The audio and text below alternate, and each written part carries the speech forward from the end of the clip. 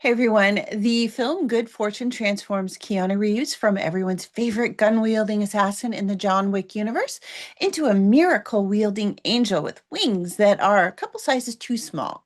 I am a Keanu Reeves fan, and I just love the idea of him as a slightly goofy angel, and it was just enough to get me into the theater because I had a feeling that Good Fortune might be a bit of a pet project for him. And honestly, I felt like he was having a lot of fun with this one. But how did he do? How does this new comedy hold up for a theatrical release with the slow return of comedy coming back to the theater, especially at a time when it feels almost impossible to get people into the movies because of the insane increases in prices from everything from toilet paper to pasta? Let's talk about Keanu's angelic comedy. Is Good Fortune the break you need, or are you still waiting for a comedy miracle? Good Fortune is the story of Gabriel, a lower rank angel whose main job is to stop people from texting and driving. He is not exactly fulfilled by his heavenly duties, and he wants something a bit more meaningful in life. He wants to truly help someone, not just play traffic cop from the back seat for eternity.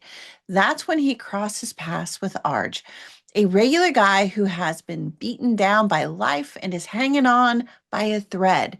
Gabriel sees this as his chance to finally do something that matters, to help guide a soul, to find a little purpose in his own eternal existence. When Gabriel swaps lives with Arj and the super rich tech bro named Jeff, he expects it to be kind of a simple lesson learned.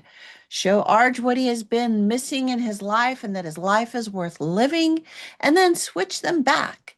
Except Arj had different plans. And that is where the conflict and the comedy collide as this life swap, lesson learned story goes suddenly sideways for Gabriel. One of the first things you notice about Good Fortune is that this story structure has been done a million times. The idea of an angel or supernatural being giving people a chance to see life from someone else's perspective is nothing new. We have seen versions of this before in It's a Wonderful Life, The Family Man, Freaky Friday, and so many other films. What's nice about Good Fortune is that it picks a tried and true story structure. And it really dances around the line of falling into a cliche or becoming a boring, seen it before type of movie. And it kind of avoids both of those traps. Still, a well worn story structure really doesn't mean that a film like Good Fortune cannot work. It just means that the film needs to do more work to fill in the story with new conflicts and new details and unexpected character arcs that play into the comedy and the drama, or both, that will generate a genuine feeling from the audience. Good Fortune actually does just that, and the freshness comes from the fact that each of the three characters in this ensemble film experience an arc. They experience growth as characters, and you really get a more full and complete story, not just this life swap lesson learned film. That is different. And frankly, having an angel learn a lesson in the process is a brilliant way of reinventing this structure. What is clear within the first few scenes is that Good Fortune remembers what a comedy is actually supposed to do. Yes, it's meant to make you laugh. Yes, it's meant to give you these moments of delight and absurdity. And yes, it tells the truth about our lives, holding up a fictional mirror that reflects the parts of ourselves that we don't always want to acknowledge, especially not in front of other people. Then it dares us to laugh at how ridiculous, how hard and unfair or self absorbed our situations have become, while still giving us permission to laugh without shame. The strength of Good Fortune lives in the way it exposes the growing gap between how people believe life should work and how life actually does work. The film doesn't just acknowledge that gap, it walks straight into it, settles down with a soda and popcorn, elbowing us in the side while pointing to the screen. It reminds us that it is possible to laugh at our own pain when we watch Arj struggle to earn enough to eat, find somewhere safe to sleep, keep his job or even go on a date without calculating the financial damage. Through his circumstances, we see our own frustrations thrown back at us in Technicolor. And in that reflection, we feel pain and empathy and humor collide. When comedy tells the truth at that level, it reaches across class and gender and experience so that everyone can see a piece of themselves in these characters, whether they admit it or not. In that moment of recognition, something meaningful happens and we laugh, and it feels really good to laugh. This is where the film surprised me. I wasn't expecting it to hit so hard with the realities of everyday life that we are all experiencing right now, whether you are in the US or Canada, Europe, Australia, Asia, wherever you might be. The groceries, man, they are expensive no matter where you are. The gig economy, it just sucks no matter where you live. People with full time jobs are living in their cars and showering in gyms because they do not have anywhere else to go. It highlights how hard we try and how easy it is to fail. It also looks at people who sit at the top of the system and genuinely do not understand how difficult life has become for everyone else. They are not cruel people, they are just really removed from reality of the everyday. They do not feel the weight of what $5 is going to buy you, or how one more straw on the camel's back is like a parking ticket that brings the whole damn house of cards tumbling down. And then good fortune lets us laugh because what else can you do in that kind of moment? This film really does avoid lecturing through comedy. Instead, it shows us the complexities of life for the rich and the poor through Jeff's and Arj's reactions to their changed circumstances. However, it's Gabriel's reaction to them both that helps to put their situations into perspective and creates this comedic relief needed that just keeps this film from being too predictable or depressing or, a deep and unexpected drama. And it's that sweet innocence that Gabriel brings to the story that kind of pulls it all together. And it's in these three characters and how they relate to one another that it really kind of comes to life. They have chemistry on screen, and that is essential for any comedy.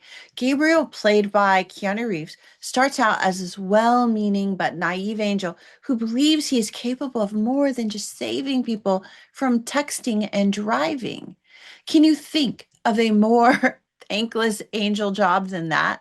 The thing about Gabriel is that he is in this thankless job and his boss doesn't even see his potential. So he makes some kind of questionable decisions, and he does so with a sincere desire to do good. And you know what? He kind of fails at it. That's where the story gets really interesting because suddenly we realize not even angels have all the answers in life. Arj, played by Aziz Ansari, is exhausted by life. In fact, he can't even afford to live. And Aziz Ansari captures that perfectly as both an actor as well as a writer and director of this film. He totally gets the ups and downs of humanity, making the film feel relevant wherever you are in life. His quirky acting style might grate just a little bit, but it's also a great foil, no pun intended, to both Gabriel's sweetness and Jeff's obliviousness. Arja's arc is about realizing what's important in life, and I don't mean that, life lessons on how to be happy when you are poor. It's just not that kind of film, which would have felt rather tone deaf and rather irrelevant, and it misses that completely. It stays way out of that lane and keeps on track. Seth Rogen plays Jeff, the ultra wealthy tech bro. He seems cool and down to earth, which Seth Rogen always just pulls off easily. But Jeff's total lack of understanding of just ordinary life and how it works shows his tin ear, especially when giving Arj advice. Once he's kind of dropped into Arja's life, he learns really fast what working hard gets you and what survival actually looks like. That is where his growth comes from. And it's a character arc that works really well. And Seth Rogen does a really solid job with Jeff as a person. As much as I enjoyed the film, and I really did enjoy it, Good Fortune is also not a perfect movie. There are a few logic gaps and strange character decisions that take place. Some scenes overstay their welcome, and a few of the jokes do fall flat. The thing is, people do strange things in emotional chaos, and this film is all emotional chaos. And the best storytelling always lives in those honest but imperfect decisions that create relatable conflict. My biggest wish here with this film is that Good Fortune had a better soundtrack with a little more personality. While this isn't always true with every film, music really does add something extra to storytelling, especially in a comedy that can help to heighten a moment or release tension or kind of sharpen the focus of a scene. And sadly, I don't really remember any of the soundtrack at all. It's not a deal breaker in a film like this, but it just would have been nice to have in order to just even remember a song or two from the movie. I don't remember any of the movie music. And there was even one scene that had a song featured in it.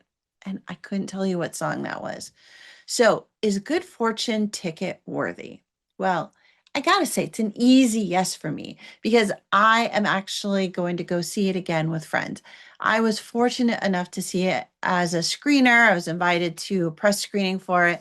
And I gotta say, I laughed out loud in this theater full of strangers who were all also laughing with me. That shared moment of joy is something that I feel like we've been missing lately, or at least I've been missing it lately.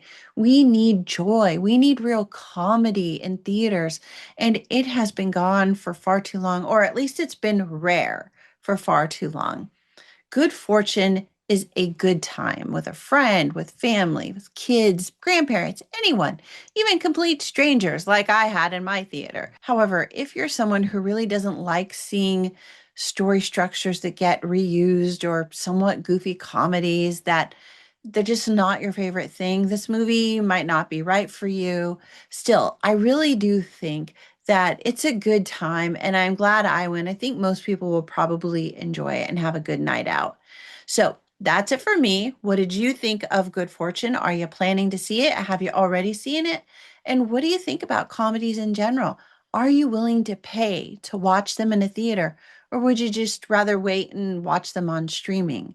Thank you guys so much. Thank you so much for being here. I had a lot of fun with this movie and even more talking with you about it. Can't wait to chat down in the comments with you. So please do give this review a thumbs up, subscribe, and more importantly, go see the movie and share it with a friend and give yourself permission to laugh and just have some joy. Have a good time. That's it for now, everybody. Happy viewing. I will see you all again soon. Bye for now.